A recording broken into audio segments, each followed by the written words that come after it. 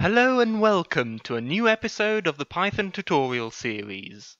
Today is our third episode on functions. In part 1, we spoke about what functions are and how they work. In part 2, we discovered default arguments and how they can be used to improve user experience. If you haven't watched those episodes yet, make sure to check them out first by clicking on the box in the top right-hand corner of your screen.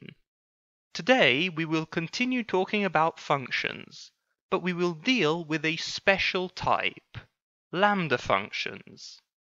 First though, let's look at an example of a traditional function.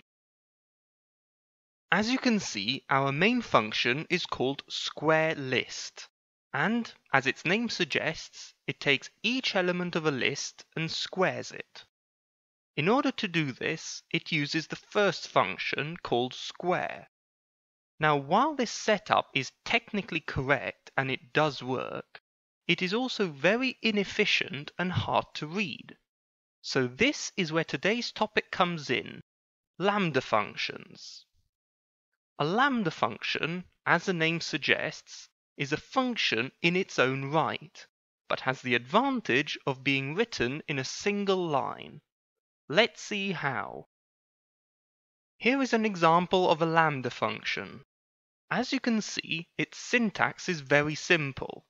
We have the name of the function followed by the lambda command. This tells the code that f is not a simple variable, but is a full-on function. Then we have the function variable followed by a colon, and finally we have the actual function operations. In this case, our lambda function will simply add 5 to the input number. Now that we've seen how to write lambda functions, let's go back to our example and see if we can make it more efficient.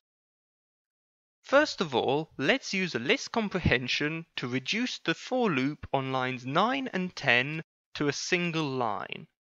We can do this by typing list equals open and close square brackets, and inside the square bracket we can say square list I for I in range len list. And that way we can get rid of these next two lines. If you haven't watched my tutorial on list comprehensions, make sure to check it out by clicking on the box in the top right-hand corner of your screen. Now, let's write our lambda function. We can go inside our function squarelist and say f for function equals lambda x colon, and then we want to square the variable of our function. So we will say x squared.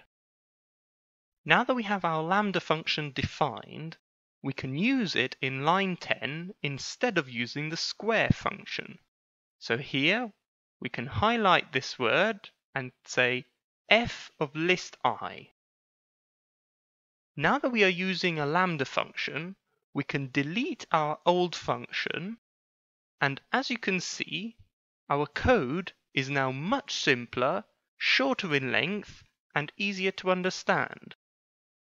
I'm sure you can see the potential of lambda functions in helping to reduce the complexity of our code. But when using lambda functions, you have to remember two things. First, a lambda function can only be used inside the function in which it has been defined. If you remember, this is exactly the same as with local variables, so make sure to check that video out if you haven't yet done so. Secondly, a lambda function can only be written in one line, so it is extremely hard to include for loops or while loops, and you cannot include if statements. Having said that, let's make sure our code works by running it. We can do that as usual by clicking the F5 button on our keyboard, and then on the right hand side type in the name of the function, which in this case is square list, and then giving it a short test list, say 1, 2, 3, 4, 5. As you can see, our function works correctly. And with that, we have now reached the end of today's episode. I hope you enjoyed this tutorial, and I encourage you to check out my previous tutorials in case you missed any episodes. You can find a link to these in the top right-hand corner of your screen or in the video description. Also, if you want to put your coding skills to the test, don't forget to check out my Python coding challenges and solutions.